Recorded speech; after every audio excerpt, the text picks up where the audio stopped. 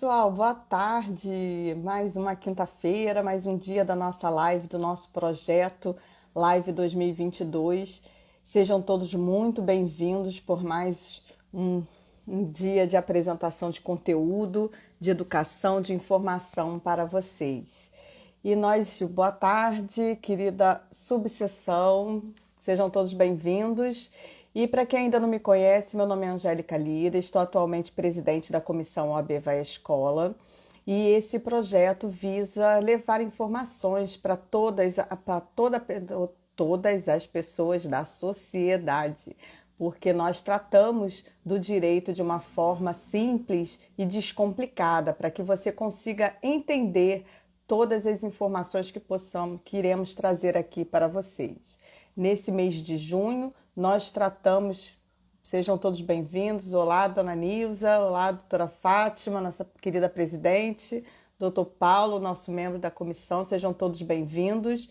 E nesse mês de junho, nós trouxemos para vocês um pouco das informações a respeito das perícias judiciais. Nós falamos sobre a perícia social, perícia psicológica, a perícia grafotécnica e hoje nós iremos falar sobre os aspectos jurídicos e legais da perícia. Então nós traremos aqui para vocês um advogado, ele é procurador do Estado de Minas Gerais e vai trazer também para você as informações gerais de como funciona uma perícia e quais são os momentos do processo, quais são as perícias possíveis, os artigos do Código de Processo Civil, o momento exato, como que o juiz procede com a verificação da necessidade da perícia. Então, isso tudo nós iremos tratar aqui hoje e você vai conhecer um pouco mais do seu processo junto à justiça, de como funciona. Nós só vamos aguardar um pouco o nosso querido convidado entrar para participar conosco e nós já iniciaremos a nossa live. Enquanto isso, vamos trazer um pouco mais de informações para você de como funciona a nossa live e vocês que tenham interesse de conhecer um pouco de como foi as perícias, as lives anteriores, você pode acessar aqui o nosso conteúdo. Entre na nossa página @oabvaiaescola.new e assista às demais lives que fizemos aqui nas semanas anteriores. Só nesse mês nós só não fizemos a live da semana do feriado, mas tivemos outras 3 lives, como dissemos aqui para vocês, tá? Então, além dessas 3 lives desse mês, nós tivemos várias outras lives sobre vários outros conteúdos que estão todos disponíveis para vocês no nosso IGTV, aqui na nossa página. Então, acesse lá para vocês conhecerem o nosso perfil e os nossos conteúdos. Eu vou tentar entrar aqui em contato com o nosso querido Fernando para saber se ele já está entrando e já está disponível para participar aqui conosco.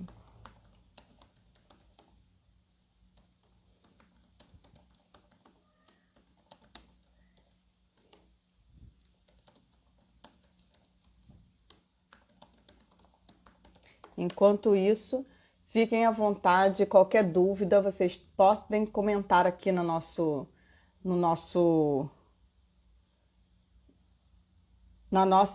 parte de comentários e nós iremos passar para o nosso convidado as perguntas, dúvidas ou comentários que vocês forem fazer para a gente, tá bom? Sejam todos bem-vindos. Fiquem à vontade.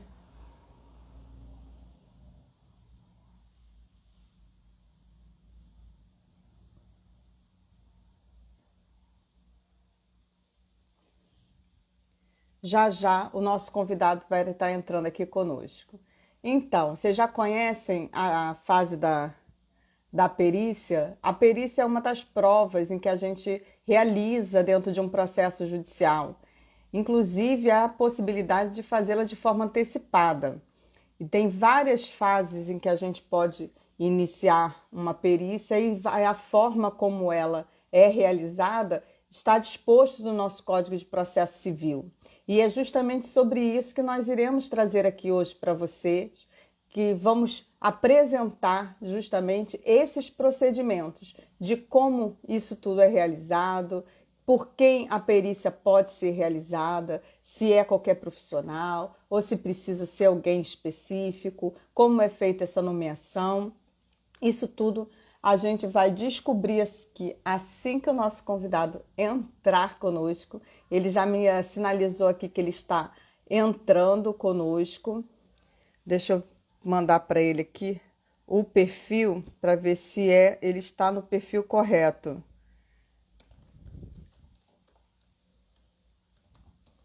Justamente. Ele estava procurando qual era o perfil. Então vamos aguardar mais um pouquinho, gente. Hoje nós teremos aqui o procurador do Estado de Minas Gerais, o advogado Fernando Sauser. Já já ele estará entrando aqui conosco para poder a gente iniciar a nossa live. E não é que ele entrou? Vamos lá. Acho que eu já fiz o convite. Boa tarde, doutor Fernando. Angélica, boa tarde. Desculpa esse pequeno atraso. Não, sem problemas. É só a minha dificuldade mesmo do improviso e ficar aqui enrolando os pobres que estão acompanhando a gente aqui. Fora isso, está tudo bem. Então, agora está resolvido. Com certeza. Seja bem-vindo, querido. Obrigado. Nós já fizemos a sua apresentação enquanto o senhor não estava aqui, mas vamos falar mais uma vez. O doutor Fernando Sauser é advogado, especialista na área de direito das famílias e procurador do Estado de Minas Gerais e membro do IBDFAM. E hoje nós iremos conversar aqui sobre os aspectos processuais e legais, né, a parte jurídica da perícia. Então, doutor, fica à vontade. Tá? E vamos iniciar aí com as suas falas, que as pessoas estão realmente interessadas em saber o que o senhor tem para trazer para nós. Seja bem-vindo mais uma vez. Obrigado, agradeço a confiança, agradeço a todos que estão aqui nos assistindo. O tema que você me deu, como eu te falei hoje mais cedo, ele é muito vasto, então vamos começar pelo início. O que é a perícia? A perícia é uma das espécies de prova que os litigantes nos processos judiciais têm à disposição. E para a gente começar a tratar de perícia, eu acho que a gente tem que começar a tratar da questão do custeio da perícia, que é uma dúvida recorrente. Geralmente, se o autor requer a perícia, ele que faz o pagamento. Se o réu, exclusivamente, requer a perícia, cabe a ele o pagamento. Se os dois simultaneamente fazem o pedido, cabem a eles partilharem esse valor do pagamento da perícia. Mas caso o juiz, de ofício, determine a perícia sem pedido das partes, ou o Ministério Público, quando ele estiver atuando como fiscal da lei, ele solicite essa prova pericial, pelo nosso CPC, o ônus de recolher essa perícia vai cair, a princípio, em relação ao autor. Tá? O autor vai ter que pagar. Salvo se o autor ou réu estiver sob assistência judiciária, aí o valor dos honorários periciais está abrangido pela justiça gratuita, então não há necessidade desse desembolso prévio, que vai ser ao final pago pelo Estado. Tá? E no final, caso quem pagou a perícia ele saia vencedor da demanda e a outra parte não esteja sob assistência, esse valor dos custos da perícia, tá? Ele vai ser ressarcido à parte que pagou, a parte vitoriosa no processo. Então, a gente fazendo esse início aí de quem que vai pagar a perícia, e lembrando só o seguinte, caso autor ou réu, eles peçam a perícia e eles não apresentem o comprovante de quitação dos honorários, e eles não estejam sob a justiça gratuita, tá? E o juiz não determinou de ofício ou o Ministério Público não pediu, essa prova não vai ser realizada. Ela vai ser preclusa e a parte que teria esse ônus probatório vai se ver prejudicada. Tá? E depois que a gente vê quem paga a perícia, eu também tenho que abordar um outro ponto. Tem em alguns procedimentos previstos na nossa legislação, nem tanto no CPC, mas em algumas leis especiais, a perícia ela é ex lege, ela é determinada por lei. Igual quando a gente pega no ECA, que ele vai falar do procedimento da perda ou da suspensão do poder familiar, a perícia psicossocial ela é exigida por lei. Por lei. Então, como é por lei, a gente faz o mesmo raciocínio como fosse o juiz que tivesse de ofício determinado. E caso não esteja sob assistência o autor, caberá a ele recolher. Em alguns casos, como aqui em Minas Gerais, que também não se repete esse procedimento em todos os estados, costuma nas comarcas terem um núcleo, tá, de assistência social e psicologia. E quando a perícia psicossocial vai para esses núcleos, não tem custo, tá? É feito às despesas do Estado, independente das partes estarem sob assistência ou não. Feito esses detalhes aí, agora eu acho que a gente tem que fazer a distinção para mostrar o que é a prova pericial e quando a necessidade dela. A prova pericial, conforme diz o artigo 464 do CPC, ela pode consistir num exame, que é o exame de pessoas, tá? Vistoria, que é a vistoria em um imóvel, para ver em alguma situação, para ver em algum acidente, ou avaliação. Às vezes, no inventário, as partes estão discutindo o valor de um imóvel. Aí faz uma perícia para avaliar o valor. São esses 3 tipos de perícia que temos legalmente previstos. E o juiz, quando que ele vai indeferir essa perícia? Ele vai indeferir quando a prova não depender de conhecimento técnico, como o conhecimento jurídico do juiz permitir. E nesse ponto a gente acaba fazendo o seguinte: o juiz ele pode ter uma dupla formação, ele pode ter formação em direito e formação em medicina. Mas mesmo ele tendo essa formação em medicina, como ele está atuando como juiz de direito, não autoriza ele a se estribar nesse conhecimento que ele tem de medicina. Nessa é estritamente jurídico o conhecimento dele. Qualquer outra área do conhecimento, mesmo que ele tenha capacitação, que ele tenha graduação, ele tem que marcar uma pessoa isenta, tá? Até para permitir o contraditório entre as partes que estão litigando.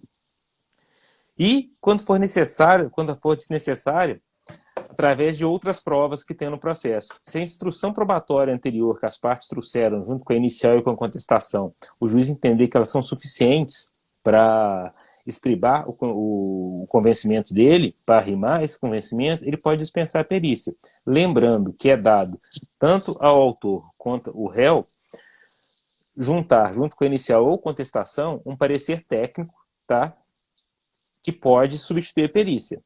Caso a outra parte não impugne, ou se impugnar, o juiz, no cotejo desses 2 documentos, acha que também já está suficientemente provada a situação. E o outro ponto é quando a situação se mostrar uma verificação impraticável. Quando, por exemplo, você tem que fazer uma avaliação de algum imóvel, de algum veículo e ele não exista mais. Então, quando ela foi impraticável, a gente não consegue mais. Tá? E também tem outra modalidade, que quando o juiz entender que o fato controvertido foi de menor complexidade, ele pode fazer uma prova técnica simplificada, que é, vamos dizer assim, que é uma perícia mais simples, tá? Que ele passa os dados do que ele quer saber para o especialista, tá? Para a pessoa técnica, e ela vai fazer um parecer para ele, e esse parecer o técnico vai apresentar em audiência, e as partes e seus assistentes técnicos vão poder inquirir em audiência, tá? Audiência única, essa pessoa, esse perito, esse expert, sobre o documento que ele produziu. E uma outra hipótese que também o juiz pode vir acompanhado do perito é quando ele vai fazer a inspeção judicial. Que quando ele vai fazer a inspeção judicial, ao juiz é dado estar acompanhado de um perito. Ele pode pedir para ser acompanhado do perito. E sempre quando a gente fala que o juiz pode estar acompanhado de um perito, que o juiz vai nomear perito, automaticamente atrai o direito das partes, tá? Pelo conhecimento ser técnico, fora da esfera jurídica, de nomear seus respectivos assistentes técnicos para acompanhar a perícia, a realização dela, seja exame, vistoria ou avaliação. Ou até qualquer outro tipo, até atípico, que o juiz coloque para fazer o contraditório. As partes têm o direito, mas não é obrigatório a nomeação de assistentes técnicos. Até aqui tudo bem? Ah, é Posso, tranquilo. posso Pode, prosseguir? pode prosseguir normalmente. Até assim, né, falando, nesse mês, né, nós trouxemos aqui três representantes, né, falando sobre a atuação do assistente técnico, né, justamente para poder mostrar a importância desse profissional, né, e de quanto ele é importante justamente para dar uma ampla defesa, né, dentro dessa parte, justamente pelo fato de que a perícia é uma Prova espécie de técnica. prova, né, e a gente precisa realmente desse acompanhamento, né, e uma vez a gente conversando também no outro programa que a gente realiza aqui pela comissão, mas no programa Cine Escola, a gente comentou sobre a dificuldade, né, de que as pessoas que atuam, que são beneficiários da justiça gratuita, têm de fazer essa contratação justamente porque não tem né, condições de arcar com a justiça, que dirá com uma prova técnica que alguns valores são altos, né, e que a gente tem essa dificuldade de promover uma ampla defesa, uma defesa bem qualificada para essas pessoas dessa questão social, né, e que isso tornaria, né, o processo uma questão mais elitista, né, que o senhor trouxe para a gente aqui justamente a ideia da prova, né, de quem deve arcar inicialmente com esse valor da prova. Se a gente já desde o início, se a gente chegar para o cliente, falar para aquele cliente de baixa renda, falar assim, olha, o senhor pode ir lá na frente, né, condenado a pagar a perícia técnica, independente de ganhar ou deixar de ganhar, a gente já entra num entrave muito grande, né, na realidade de um processo, porque às vezes o cliente ele não é beneficiado da justiça gratuita, mas ele não tem condições de pagar a prova técnica e nem o assistente técnico, né? Isso inviabiliza e muito a ampla defesa dessas pessoas. Eu concordo com você, mas hoje em dia os tribunais eles estão aparelhados e pelo menos a questão do perito do estado respectivo pagar o da União, no caso da Justiça Federal, já está bem pacífico. Eu acho que não tem nenhum estado mais que tem essa dificuldade de nomeação de perito. E por falar em nomeação de perito, o próximo passo, como a gente falou, quem nomeia o perito é o juiz, que é um profissional da confiança do juiz. Em relação às partes, o perito tem que ser uma pessoa imparcial. Aí, como hoje o juiz faz essa nomeação? Em regra, hoje ele vai escolher, tá, entre os que estão cadastrados no cadastro do tribunal. Todo tribunal hoje, depois do novo CPC, ele tem que ter um cadastro, tá, aberto para quem quiser se inscrever, desde que preencha os requisitos, das pessoas que têm a intenção de atuar como perito. Aí o juiz vai, quando ele tem uma perícia, ele escolhe a especialidade, ele vai no cadastro e escolhe qual perito. Onde tiver o cadastro de perito implantado no tribunal e tiver perito da especialidade que o juiz precisa, ele é obrigado a seguir o cadastro. Ele não tem alternativa. A única exceção é quando não houver inscrito no cadastro disponibilizado pelo tribunal, aí o juiz pode nomear alguém da sua confiança. Hoje em dia, para evitar abuso e até para essa questão de a gente ter uma prévia ideia de quando que a gente vai ser esses custos periciais, o CNJ ele elaborou uma tabela, tá, indicativa mostrando os valores que devem ser cobrados por cada perícia, e no final ele dá até uma margem para o juiz dele majorar o valor da tabela até 5 vezes, salvo engano. Só que essa majoração, se não for seguir a tabela, o juiz, para majorar, ele tem que explicar e fundamentar qual que é a especificidade dessa perícia que ele precisa fazer esse aporte maior de recursos para o perito, tá? Nomeado o perito. O juiz nomeou o perito. Fala assim, olha, quando ele fala nomeie o perito, automaticamente ele vai falar assim, eu defiro a prova pericial. É muito raro você ver o juiz falar assim, defira a prova pericial. Geralmente assim, não, nomeie o perito e intimar as partes para apresentação de quesitos e assistentes técnicos, ou apenas nomeie o perito. Aí tem uma grande casca de banana que às vezes as pessoas caem. Nomeou o perito, abertos estão vários outros prazos, como constam, e são prazos ex legis, o juiz não precisa determinar, que são para apresentação de quesitos, para apresentação de assistente técnico, e para arguir impedimento ou suspeição do perito. Tá? Antes de adentrar nessa parte, eu lembrei que só de retornar que quando o juiz nomeia o perito não é obrigado a aceitar. O perito pode excusar e ele não precisa justificar. Caso o perito recuse a nomeação, seja porque ele não se sinta preparado, ele está soberbado de serviço, ou porque ele não concorde com o valor dos honorários fixados pelo juiz, ou caso a proposta de honorário oferecida pelo perito não seja aceita, ele pode desistir e o juiz vai nomear outro. Tá?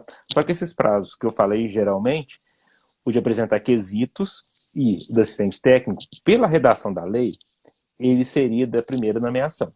Só que quanto à apresentação de quesitos e assistente técnico, esses 15 dias que fala da nomeação do perito, o STJ já tem uma posição assim, muito consolidada desde o CPC de 73, que ele não é preclusivo, tá? Ele não é peremptório. Então, esses quesitos e a nomeação do assistente técnico, caso não feita nesses 15 dias após a nomeação do perito, ele pode ser feito a qualquer tempo, desde que seja antes da data de início da perícia. Iniciada a perícia, aplica o will. Aí não pode ser apresentado quesitos iniciais, nem nomeado assistente técnico. E uma questão que poucas pessoas dão conta também é a questão do impedimento ou suspeição do perito. Porque, como eu falei no início, igual aqui em Minas. Aqui em Minas, geralmente, em algumas perícias, não se nomeia o perito. Dá o famoso despacho, que é a mesma coisa que nomear um perito, remeta-se os autos ao setor técnico. Tá? Com esse despacho, remeta-se os autos do setor técnico, o prazo para apresentação de quesitos e assistente técnico, ele já startou. Só que da suspeição e do impedimento, que é preclusivo, apareceu o nome do perito. Se você tem alguma suspeição ou impedimento, você tem esses 15 dias para arguir. Fora se for o impedimento ou suspeição superveniente. E quando ele remete os autos para o setor técnico, aí nesse caso específico, não começa a contar esse prazo de impedimento ou suspeição. Porque quando a gente vai no artigo 156, parágrafo 4º do Código de Processo Civil, ele diz o seguinte: para verificação de eventual impedimento ou motivo de suspeição, nos termos dos artigos 148 e 467, o órgão técnico ou científico nomeado para a realização da perícia, que é o caso dos setores técnicos, informará ao juiz os nomes e dados de qualificação dos profissionais que participarão da atividade. Só quando esses servidores ou outros integrantes, por outro modo, tiverem os nomes comunicados no processo, é que vai começar a contar esse prazo. E isso daí é uma coisa que poucos tribunais observam, que as partes geralmente, quando é remessa ao setor técnico, ela só sabe o nome da pessoa quando vai fazer a entrevista, vai fazer a perícia, ou quando ela é intimada da data da realização. Tá? Fazendo só esses pontos aqui. Muitas vezes ela já lá dentro, na hora da perícia, né? Que é isso que você está querendo dizer, né? Exatamente. Principalmente nessas questões de perícias sociais e psicológicas, né? Porque aí que depois que vai para lá, eles sorteiam entre eles lá, né? Como quem vai ser o responsável e se faz o convite para a parte comparecer. Aí nesse momento é que a gente acaba tomando conhecimento, até porque alguns convites, principalmente aqui no Rio, vêm assim, comparecer ao setor técnico, setor de psicologia. Então, a gente não sabe a quem procurar. E em alguns casos, alguém entra em contato, né? Aí sim, procurar profissional tal, procurar alguma coisa, mas aqui eu já vi, em alguns casos, já recebi algumas notificações de casos nesse sentido. Procurar o setor técnico de engenharia, de psicologia na data tal, tal, tal. Aí lá é que a gente vai saber quem é, porque aí eles vão falar qual é o processo, qual é o nome da parte. Aí eles vão saber quem é, vão dizer pra gente quem é, para poder direcionar o local. E em processos de família psicossocial, isso daí é uma situação assim, um tanto quanto grave. Porque você imagina a seguinte situação: chega uma criança para fazer um estudo psicossocial. Aí, quando a criança entra, as pessoas veem quem que é profissional e falam, não, ela tem um impedimento, ela não pode fazer. Mas aí a pessoa só sabe na hora. E a pessoa, geralmente, a parte vai que o advogado, é raro ele acompanhar a parte até para fazer o estudo psicossocial, a perícia psicossocial. Aí a parte liga para o advogado e fala, olha, minha filha fez a entrevista, só que a pessoa é irmã do autor. Fazendo assim um exemplo bem esdrúxulo. O que vai acontecer? Por causa dessa falha do judiciário não ter seguido corretamente a lei, a gente vai ter uma violência institucional, porque vai ter que ser repetida uma prova, porque não foi observada a lei de franquear antes para as partes, conforme determina o Código de Processo, o nome do profissional que realizaria a perícia. Então, isso daí é uma falha... Ressaltando também que em casos de perícia psicológica, a gente sabe que há, né, apesar de não deveria haver um impedimento do advogado acompanhar a perícia, mas a perícia psicológica é uma das perícias de que o advogado não participa do ato da prova, né? Sim. Geralmente, quando as perícias elas são feitas no bojo de um processo sob segredo de justiça, salvo se o segredo de justiça só interessa às partes envolvidas, não o interesse social, como a intimidade das famílias, etc., o advogado não pode participar. A gente pega como exemplo, além da perícia psicossocial, um caso de estupro. O exame de corpo de delito que a vítima vai fazer, os advogados também não têm o que fazer lá, porque eles não agregam. Eles não agregam. Por outro lado, se for uma prova, igual eu falei, uma vistoria no imóvel, em alguma coisa assim, que não tem maiores repercussões na intimidade, na privacidade das pessoas, o advogado pode normalmente acompanhar, ele não pode nunca intervir. Porque intervenção nas perícias, se for o caso, é assistente técnico. Aí, voltando à questão dos quesitos, que, como eu já falei, eles não precluem, salvo se forem apresentados já iniciada a perícia, tá? Os quesitos têm alguns conselhos de classe que eles têm alguns normativos que falam que a assistência técnica nesses casos só podem ser feitos por profissionais do mesmo conselho e caso não seja nomeado assistente técnico, os advogados e as partes eles ficam alijados do direito de apresentar quesitos, pois os profissionais não são obrigados a responder quesitos formulados de quem não é da área técnica específica. Isso daí é uma grande balela, porque o artigo 470, inciso 2, ele fala que incumbe ao juiz formular quesitos que entender necessário. O juiz tem a mesma formação dos advogados. Então, a partir do momento que ao juiz é dado quesitar, que ele, como diz lá, que a gente viu lá atrás, que a perícia só vai acontecer quando faltar esse conhecimento técnico, quando ele extrapolar o jurídico e ao juiz é dado, também aos advogados das partes também é dado, sob pena de cerceamento de defesa. Como é direito constitucional, a todas as partes no processo, o contraditório e a ampla defesa com todos os meios e recursos a eles inerentes. Além do que, como cabe ao juiz indeferir os quesitos que ele considera impertinentes, caso ele não indefira nenhum, implicitamente ele deferiu todos. E a partir do momento que ele deferiu todos, eles deixam de ser das partes e passam a ser do juízo. Então, todos os quesitos que estão ali são do juiz. Então, o perito vai lá, a gente vai mais adiante e chega na obrigação do perito que ele tem, a obrigação de responder todos os quesitos de forma conclusiva. É lógico que quando fala que vai responder todos os quesitos, a gente tem aquelas famosas respostas. Não, esse quesito foi prejudicado, pois a resposta número tal já abrangeu isso daqui.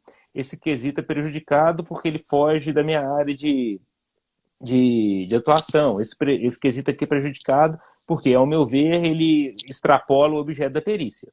Tá? Então, até quando não é respondido, ele tem que ser justificado. E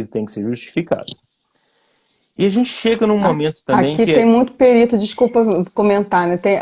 Na área civil, né? Principalmente na área de consumidor, a gente vê muito a resposta de quesito assim, vide item tal, porque é como se eles fizessem o laudo pericial já contendo todas as informações que eles acham que tem que conter, e depois eles respondem aos quesitos e vide item tal, respondido no item tal. Eles não respondem os quesitos, eles se remetem aos itens que eles acham que contém a resposta daquela situação. Isso daí também tem uma discussão, e essa daí eu acho que tem que ser essa resposta aos quesitos, a gente tem que ver ela de uma forma assim, bem flexível. Não precisa ser quesito 1, a resposta embaixo. Se o perito tiver a capacidade de fazer de forma clara, ele responder como se fosse uma dissertação, tudo, fazendo como um laudo, e tomando cuidado, por exemplo, ele fez um parágrafo e no final colocar, olha, esse parágrafo responde os quesitos tais e tais, fazer isso daí, que não tem muito uma forma para responder, desde que ele responda a todos de forma conclusiva, não tem problema. E voltando nessa questão, antes de voltar nessa questão dos quesitos, eu esqueci de uma coisa também, que a gente tem um outro tipo de perícia, que também o novo código ele permite que, ao invés do juiz indicar o perito, que as partes de comum acordo indiquem o perito. É raríssimo, eu nunca vi esse artigo ser usado, mas é franqueado às partes. E no momento que elas indicarem o perito, elas também têm concomitantemente de indicar os assistentes técnicos dela, porque vai ser uma perícia mais séria, que é tudo consensual. Sim.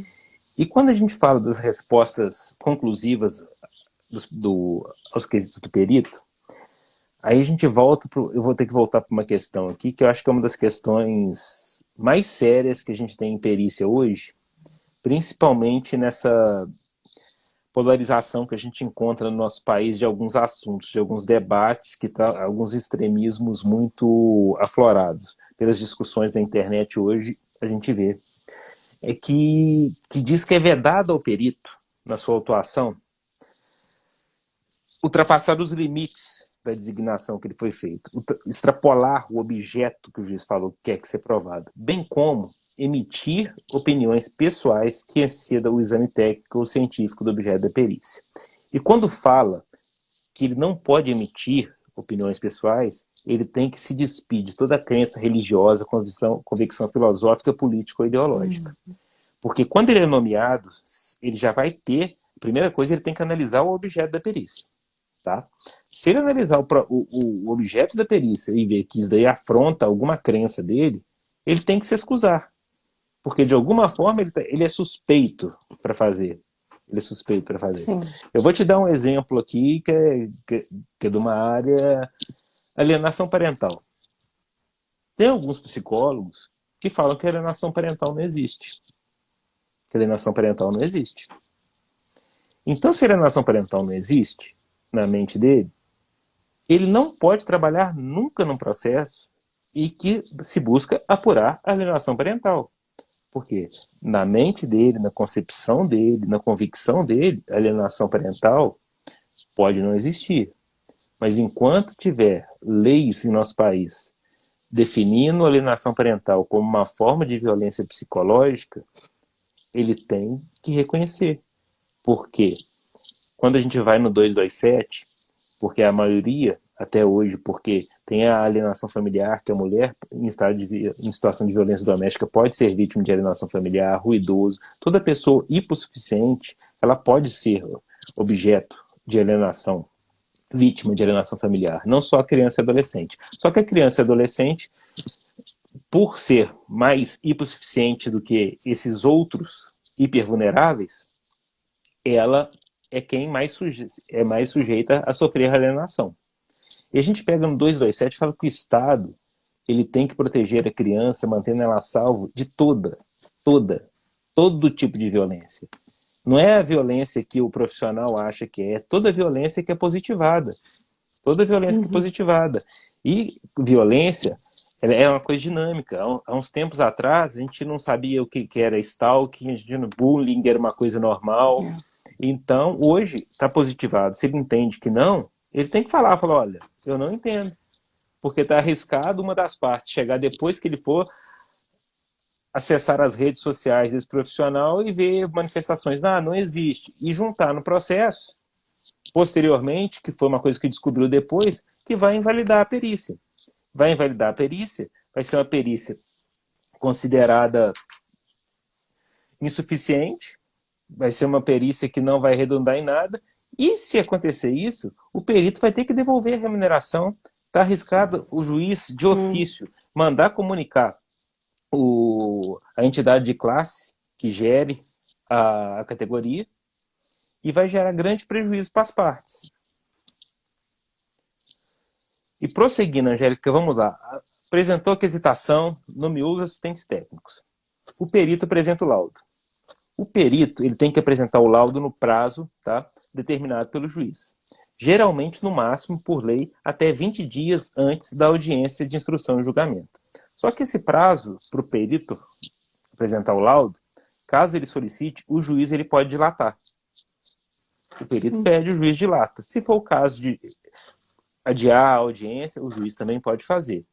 Só que apresentado o laudo, as partes e os assistentes técnicos, as partes têm prazo de 15 dias para se manifestar sobre o laudo. E se tiver assistente técnico, o assistente técnico tem esse prazo de 15 dias, tá, para apresentar o seu parecer técnico sobre o laudo do perito. Só que esse prazo ele é peremptório.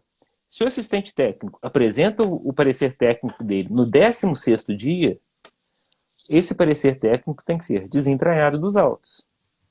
Então tem essa diferença. O prazo do perito ele pode ser dilatado, tá? Ele não é peremptório, sempre. Justificadamente, ele pode ser dilatado e também se o perito descumprir o prazo por 1 dia ou 2, ele não tem nenhuma penalidade, vai continuar o laudo no processo. Mas caso o assistente técnico, o prazo dele vença hoje, ele junta o laudo à 00:10 do dia 1º, acabou. A outra parte é só manifestar que vai sair e não tem choro. Isso daí é interpretação pura do STJ e também é remansosa, pacífica, tem várias, desde a época do CPC de 73. Tá? Eu costumo sempre ressaltar isso para os clientes, né? Porque é uma dificuldade muito grande deles entenderem a demora da justiça, né? E a gente tem que falar para eles que ele tem que trazer o documento em tanto tempo, que eu tenho 5 dias para juntar, e o juiz ficar, às vezes, com processo meses, né? Para poder dar uma decisão pequena ou um ato ordinatório que seja, né? E isso é muito difícil, né? Para a parte conseguir ter esse entendimento, porque o processo dele demora 5 anos se eu digo para ele que eu tenho um prazo de 5 dias para fazer alguma coisa. Exatamente. Né? Então, assim, os prazos eles funcionam para o advogado, que se ele perder o processo, a incompetência é dele, né?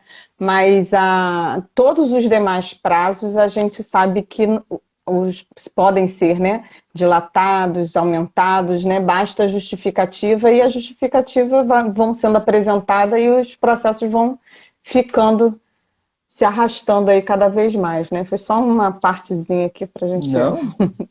Não, e aproveitando, e só a parte é bom porque minhas ideias refrescam e eu lembro de coisas que eu tinha esquecido. Eu falei a questão da arguição do impedimento e suspeição do perito. O nosso código, ele traz um dispositivo que ele fala que os impedimentos e suspeições não se aplicam aos assistentes técnicos, pelos assistentes técnicos ser pessoas de confiança das partes, ou seja, eles não devem ter a imparcialidade que o perito tem. É lógico que eles têm que fazer com toda a técnica, eles também não podem ser tendenciosos. Tá? Só que claro, eu leio esse artigo como se ele faça assim, a famosa frase que para mim tudo em direito tem, ainda que entre parênteses subliminarmente, o em regra. Porque vamos supor que é uma perícia médica, uma perícia psicológica. Se alguma das partes arrola como assistente técnico uma pessoa que já atendeu a pessoa que vai ser objeto do exame pericial, já atendeu, já foi psicóloga clínica, a gente traz um impedimento ético. E esse impedimento ético, a gente cabe às partes arguírem também. Porque se a parte já atendeu, principalmente se for um atendimento prolongado, isso daí vai trazer um desequilíbrio no contraditório muito grande, porque essa pessoa ela vai ter informações que às vezes não estão nos autos. Não estão nos autos. Então ela vai ter uma vantagem muito grande. Muito grande. Então também nessa questão aí, se tiver, mesmo que o código fala que não cabe impedimento ou suspeição em relação ao assistente técnico, eu acho que tem que ser arguído nos autos, tá? Faz por analogia, explica que é uma situação assim muito pontual e que ela vai trazer quebra do contraditório, porque vai envolver até, eventualmente, uma quebra de sigilo profissional. Pergunto, então, nesse caso, doutor, é obrigatório as partes nomear e apresentar quem é o assistente para que haja esse tipo, como se fosse uma contradita, igual a gente faz nas testemunhas? Não, sim. O assistente técnico segue aquele mesmo raciocínio do perito. O assistente técnico tem que informar o nome, tem que informar a inscrição no conselho de classe. Se for uma... Vamos lá, vou voltar para a alienação parental, que é mais meu ramo de atuação. Na alienação parental, claro, fala que o juiz tem que estar acompanhado de profissional capacitado. E se o perito tem que comprovar essa capacitação, de igual forma, o assistente técnico também tem. O assistente técnico também tem. Porque senão o assistente técnico não vai desequilibrar. Se o perito eu exijo dele a capacitação, o assistente técnico tem que seguir o mesmo caminho. Tem que seguir o mesmo caminho. A gente não pode fugir disso. Não, tá certo. Era só para a gente poder assim, fechar o pensamento, né, e mostrar para a parte que ela vai ter essa possibilidade de saber previamente quem é o assistente técnico, né, para que ela possa até saber se ela tem esse impedimento ou não com essa Sim, pessoa, não é isso? isso. Para arguir já deixar. Mesmo que o juiz não leve em consideração, que ele fala, não cabe, para que fique registrado nos autos. Para que se tiver algum fato novo nesse ínter ali, saber por que foi que teve essa quebra de dever ético.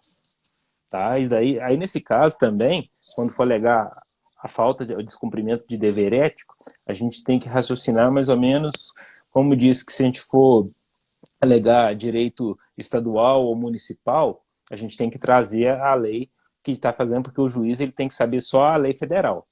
E também a gente tem que trazer o normativo específico desse conselho ou dessa ordem para mostrar, falar, olha, o preceito ético está sendo quebrado é esse daqui e tem sanções, mostra, comprovar tudo isso.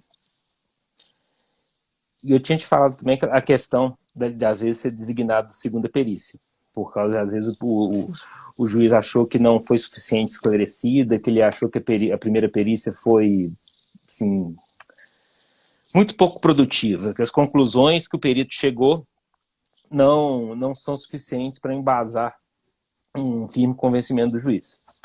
Aí, nesse caso, vai fazer nova perícia que obrigatoriamente tem que ter o mesmo objeto da primeira. Tá? Os mesmos fatos, tudo. Não pode haver nova quesitação. Os quesitos terão que ser os mesmos feitos anteriormente. Tá? E essa segunda perícia, ela não substitui a primeira. Ela não substitui a primeira. Vão ficar as duas perícias. E o juiz vai analisar as duas. Vai analisar as duas. E vai formar o seu convencimento dali. E depois de entregue o laudo também, às partes também é dado pedir esclarecimentos para o perito através de quesitos suplementares ou que esses esclarecimentos sejam feitos em audiência. Só que esses quesitos suplementares, o juiz pode indeferir. Se o juiz vê que eles têm intuito meramente protelatório, ou que eles estão querendo fazer alguma coisa, colocar pessoas em situações vexatórias, etc. Porque a gente tem que lembrar sempre que às vezes a gente tem disposições que não estão da prova pericial, mas que se aplicam à prova pericial. Porque o que são quesitos? Quesitos são perguntas. E perguntas é o que a gente faz para testemunha, que a gente faz em depoimento pessoal. Então, todas as restrições que dizem respeito a perguntas, que não podem ser vexatórias, que não podem desrespeitar a parte, todas isso daí a gente cabe para os quesitos. Os quesitos têm que manter o dever ético, de urbanidade, não pode extrapolar, não pode ter o sentido de constranger, tá? Nem muito menos de induzir. Então, tudo isso a gente tem que ter em mente para fazer isso daí. E colhida a prova, terminado toda a instrução probatória, dado por concluída a perícia, se for o caso, já respondido os quesitos suplementares, prestados os esclarecimentos na audiência, o juiz ele não fica vinculado a essa prova. Ele tem que fazer a análise dela com cotejo de todas as outras provas produzidas no processo. Como diz o 371, é o livre convencimento motivado do juiz. Caso ele queira depois falar assim, não, essa perícia aqui não me agregou nada, eu vou desconsiderar todas as conclusões do perito, ele tem todo o direito disso, basta que ele fundamente a motivação dele. Tá? O cenário da nossa prova pericial é mais ou menos esse. É mais ou menos esse daí. Se você tiver mais alguma questão que você quer que eu aborde aqui, que eu procurei ser bem sintético aqui para... Sim, claro, até por causa do tempo e também a forma para quem a gente é voltada aqui, nosso público-alvo. E foi excelente as abordagens e a forma como foi explicado. Acredito que tenha sido o mais simples possível e de fácil entendimento. Mas uma coisa que às vezes as pessoas perguntam muito dentro de escritório, né? Como que a gente pode fazer quando a gente precisa realizar uma prova de forma antecipada, se nesses casos a perícias elas também podem ser realizadas dessa forma e como se operariam, né? Isso é uma das grandes coisas que às vezes acontece, essa necessidade, né? E então, doutor, só traz para a gente assim, esses momentos, né? A gente pode realizar uma perícia de uma forma antecipada, como é que seria esse procedimento e como ela seria realizada? Não, a perícia ela pode ser realizada de forma antecipada, tá? Porque quando a gente vai no capítulo do CPC que fala da antecipação da realização de provas, ele tem um rol lá. Eu vou citar dois exemplos aqui, porque eu não estou com o CPC aqui também de cabeça que eu não sei. É quando a prova ela for perecível, ela tiver para, por exemplo, você vai fazer uma prova do alimento, que ele está estragado, tá? No defesa do consumidor. Aí você tem que fazer de uma vez. Você tem que fazer de uma vez, porque se deixar para lá, não for armazenado corretamente, e a gente sabe da precariedade que o judiciário tem para armazenar provas, principalmente essas que precisam de cuidado, que não tem câmera frigorífica, várias coisas, aí você faz essa prova, tá? Outro exemplo clássico de prova pericial antecipada, a pessoa num estupro. No estupro, a prova, o perícia médico-legal tem que ser feita de imediato. Da mesma forma, uma lesão corporal grave. O corpo de delito também tem que ser feito antecipadamente. Então, a parte justificando, essa prova vai ser feita antecipadamente. O interessante da prova pericial antecipada é que, por exemplo, eu estou aqui em Juiz de Fora, Minas Gerais. O juízo que vai ter que fazer essa prova antecipada vai ser o juízo daqui. Vai ser o juízo daqui porque é aqui que eu vou distribuir a futuração. Mas o fato do juízo que cai, vamos supor que cai na primeira vara civil aqui, essa antecipação de prova, ela não vincula esse juízo, ele não fica prevento, tá? Essa prova eu posso fazer ela em outro juízo, quando eu distribuir a ação, ela vai ser como se fosse um processo, eu já traga a prova pronta, anexada à inicial. E essa questão da sua questão da prova antecipada, ela me lembrou uma outra coisa também, que hoje o CPC traz a possibilidade e o CNJ ele estimula, que é a questão da prova emprestada, tá? Que às vezes a gente faz uma perícia num processo e essa prova ela pode servir para outro processo com situação semelhante, de caso análogo.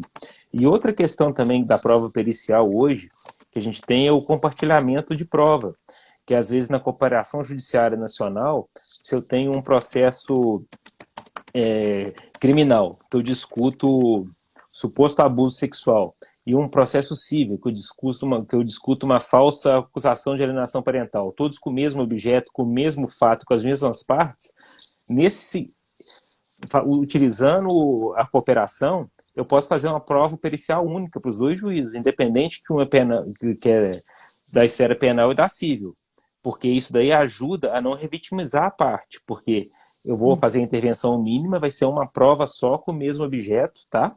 Com todos os atores, igual que vai ter o Ministério Público que atua no penal, o Ministério Público que atua na vara da infância ou na vara de família, eles vão poder quisitar, a gente vai fazer uma prova assim, até mais robusta, mais completa. Seria uma prova conjunta? Conjunta. Isso é interessante. É bom que as Tem, pessoas tenham esse entendimento, né? Porque foge um pouco de como funciona a justiça para determinadas pessoas, né? sim, E trazer esses esclarecimentos, isso é bem confortante para eles tomarem conhecimento de como funciona, que às vezes não dá tempo, né? Na necessidade, na urgência dos processos, a gente fica explicando parte a parte, né? Tem alguns Angélica, clientes que às vezes eu já, até só para completar aqui, Fernanda, rapidinho, assim, que às vezes eu converso até com alguns, né, explicando para eles, assim, se eu for te explicar os passo a passo, com detalhe, da forma que você está querendo, eu praticamente vou fazer uma faculdade aqui para você. Não dá para te explicar tudo, com todos os detalhes, né? A gente tem que fazer, né, aquelas informações necessárias que eles precisam saber. O procedimento é esse, tá? Porque às vezes eles ficam, né, com essas duvidazinhas pequenas que a gente entende, mas realmente toma muito tempo. e só mais uma coisa que vai e volta aqui na minha cabeça, eu sempre esqueço de falar. Tem uma questão também que é muito tormentosa, que as pessoas sempre questionam, que é o seguinte: eu posso gravar a prova pericial? A minha resposta é depende. A Sim. minha resposta é depende. Por lei, você não pode. Você não pode. Não há previsão legal para gravação da perícia. Caso a pessoa tem interesse em gravar a perícia e o processo não corra sob segredo de justiça, não tem uma proteção sobre a intimidade e privacidade de pessoas, o juiz pode deferir, tá, essa gravação. Mas, em regra, não pode ser gravado. Exame médico legal não pode ser gravado. Perícia psicossocial não pode ser gravada, tá? Ela pode ser participar dela, os assistentes técnicos podem ver, e pelo protocolo brasileiro de entrevista forense, que se aplica, ao meu ver, nas perícias psicossociais, a forma de atuação dos assistentes técnicos é através da famosa câmara de Geisel. O que é essa câmara de Geisel? É aquela sala espelhada que a gente vê nas séries americanas, que a pessoa fica atrás do espelho sem poder se manifestar. É a única forma de terceiros, que não o entrevistador e entrevistado, participar visualmente da perícia, tá? Que muitas pessoas questionam, falam assim, não, mas como não pode filmar se o depoimento especial, por lei, ele é filmado? Porque o depoimento especial não é uma prova pericial. O depoimento especial, como o próprio nome já diz, ele é uma prova oral. E no nosso CPC ele fala que a prova de testemunhal, a audiência e o depoimento, ele pode ser gravado, ele pode ser filmado. Então tem autorização legal para isso.